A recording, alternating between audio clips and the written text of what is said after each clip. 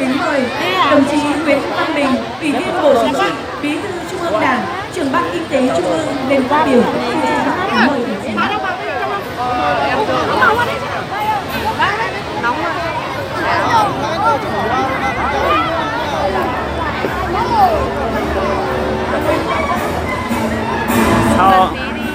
Sao ở đây mà bảo cái tôi rất kém.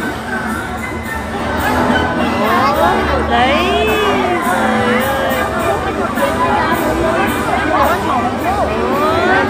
Ở đây mà nãy xem đây đi. Xin chào quý vị nha, hôm nay chúng tôi đang đến Điện Biên xem lễ hội Hoa Ban. Bây giờ là rất đông người.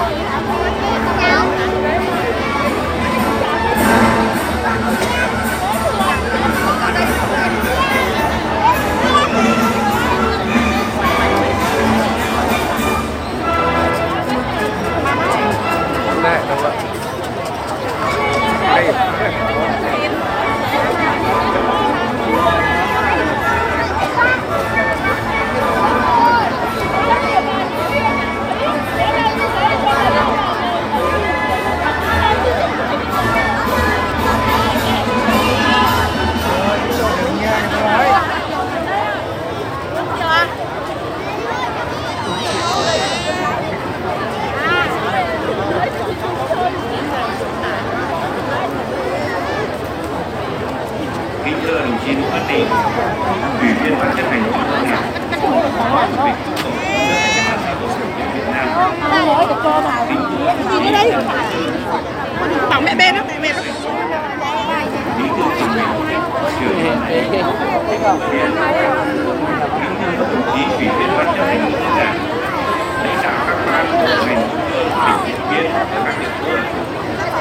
Kính thưa các đồng chí Ủy viên Ban chấp hành Trung ương Đảng, Lào, lãnh đạo các tỉnh Đồng Nai, thưa các quý vị đại biểu, các vị khách quý, thưa toàn thể đồng chí đồng bào. Hôm nay tôi rất vui mừng về lễ hội Hoa Ban năm 2018. Đây là sự kiện có ý nghĩa đặc biệt được tổ chức tại mảnh đất Điện Biên Anh Hùng, nơi được nhân dân cả nước và bạn bè quốc tế biết đến với chiến thắng Điện Biên Phủ lừng lẫy Nam Châu trên địa cầu. Thay mặt các đồng chí lãnh đạo Đảng, Nhà nước, tôi xin gửi tới và xin nhận nhiều. Xem đây này. Không thể ở trên kia thì xem đây.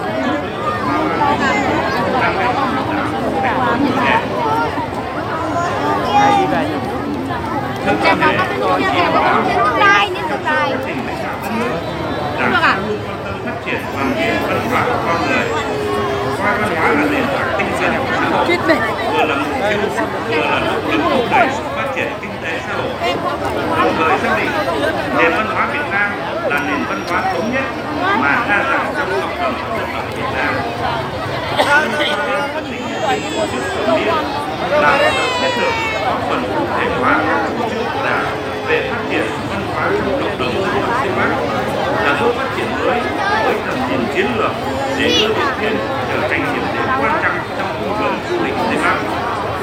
Các hoạt động trong khuôn khổ lễ hội nhằm tôn vinh, bảo tồn, phát huy và phát triển giá trị văn hóa truyền thống của dân tộc, tăng cường khối đại đoàn kết dân tộc, tuyên truyền quảng bá hình ảnh đất nước người Điện Biên đến với bạn bè du khách trong nước và quốc tế, góp phần thực hiện thắng lợi nghị quyết Trung ương ký.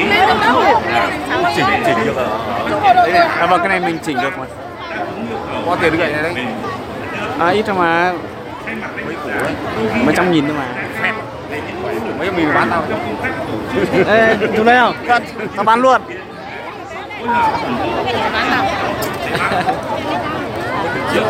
Mua đâu đấy? Dạ. Cái này cháu mua Hà Nội ạ. Bao nhiêu tiền đây? 2,3 thôi mà. 2,3 triệu. Mình mua mình cũng là mua đi. Đúng rồi, mình thích thì mình mua thôi. Thích thì bao nhiêu mua. Vâng, chuẩn đấy.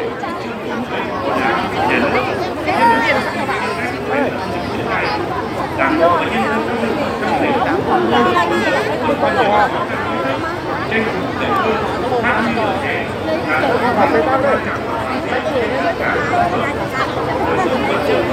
đây nó mới không dung. Vâng, đúng rồi, chính xác. Không dung hình. Cái này là mình chủ yếu mình quay video. Nhưng mà đi nghịch linh tinh của tôi như này mình phá vào thì mình có đi đâu thì nó vẫn không dung. Ở đây. Nó sẽ đỡ hơn, giảm cái độ rung lắc của mình. Mày tao địa chỉ cái nào? Làm cái. Cô lấy thì được thôi. Cô lên Hà Nội ấy, cô xuống Hà Nội cho tìm. Đẩy ở dưới kia đẩy. Biết chỗ chứ. 73 hoàn công chất rồi. Hà Nội. Đấy, số nhà 73.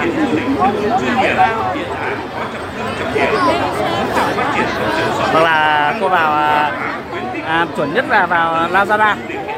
Lazada. Đó. Hoặc là mua hàng ở Tiki. Rất nhiều nơi. Cái này nó gọi là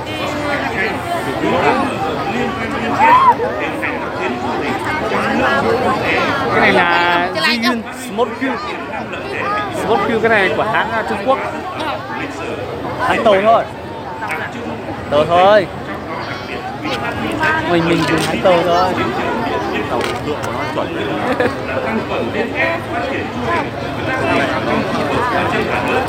Để Trung Quốc trở thành một trọng điểm du lịch quốc gia. Kính thưa các vị, các vị khách quý, Hoa Lan có vẻ đẹp tinh khôi, dịu dàng, đàm thắm, không chỉ tượng trưng cho tình yêu mà còn là biểu tượng của lòng hiếu cảm, biết ơn, biểu tượng của sức sống mãnh liệt. Đô thị Tường Giang với truyền thống lợi thế thành thị của Đà Nẵng, với sự khao đồng lòng và sự hồng phúc của nhân dân. ngày chưa được một nửa điện biên Sẽ có những phát triển mạnh mẽ hơn là điểm đến lý tưởng của du khách đối tượng trong nước quốc tế xứng đáng với em hỏi chân trời đi dậy nhân dịp lễ khai mạc có được dép bán đấy gần cái nó không đẹp lên máy nó máy đưa đẹp nhất. Xin trân trọng cảm ơn. trời không mưa đá đấy nhỉ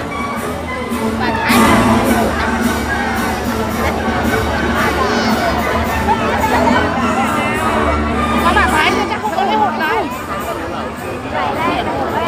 cái Thái đi. Tôi xin được trân trọng cảm ơn đồng chí Nguyễn Văn Bình, Ủy viên Bộ Chính trị, Bí thư Trung ương Đảng, Trưởng ban Kinh tế Trung ương. Kính thưa toàn thể quý vị, nếu thấy lịch sử Trung Quốc như một dòng sông, thì những truyền thuyết huyền sử được tạo ra từ nhân sinh quan, thế giới quan của các tộc người bản địa được coi như mạch nguồn con suối. Những mạch nguồn ấy ẩn chứa khát vọng đầy sơ khai của cộng đồng về mối quan hệ giao hòa với đất trời và muôn loài, để từ đó chế lược và chủ nguyên nhiên để cùng nhau dựng bản lập người xây đắp nên một vùng văn hóa. Trong suốt chiều dài lịch sử của miền đất Điện Biên Tây Bắc, một truyền thuyết về tình yêu đôi lứa đã được bao thế hệ người dân nơi đây trao truyền, được gió núi đại ngàn thì thầm kể lại. Đó chính là chuyện tình Hoa Lan. Câu chuyện tình diễm lệ từ Tràng Cung và Nàng Giang không chỉ phản ánh ước mong trường tồn về hạnh phúc, mà còn là lời giải đáp trữ tình cho vẻ đẹp của một loài hoa, cho mối liên kết của mình giữa các con với những người Mất trật tự, trời ơi, chả nghe gì. Bước ra từ huyền thoại, Hoa Ban đã trở nên gắn bó với đời sống tinh thần của người dân vùng cao, trở thành khúc ở đây nhá. Quay về xem đây Em đi nữa nè. được cất lên từ đất trời. Muốn quay thu về còn vào để xem đấy. Không nhìn thấy nữa kia. Đây. Lời mời gọi tới bạn bè, Cá giáo bốn viên, đến nơi người xin thân không có đến cả. về biển Hoa Ban, trở về với thiên nhiên hùng vĩ, thơ mộng, về với con người Tây Bắc dũng cảm, nghĩa tình, về với những sắc màu văn hóa truyền thống đậm đà bản sắc và thống nhất cảnh bên. Giữa tiết xuân ấm áp, chúng ta lại cùng nhau đón chào một mùa hoa ban rực rỡ bừng nở trên đất mường. Thu gần được tí nữa à? Qua chương trình nghệ thuật. Hết chưa? Được bà cô, nhưng mà để Không nhìn thấy toàn cảnh luôn. để như này nó Ủy đẹp hơn. ban nhân dân, Ủy ban nhân dân tỉnh Điện Biên. Chỉ đạo thực hiện Sở Văn hóa Thể thao và Du lịch tỉnh Điện Biên. Và kính thưa quý vị, sau đây chương trình Hoa Ban tình ca Điện Biên xin phép được bắt đầu.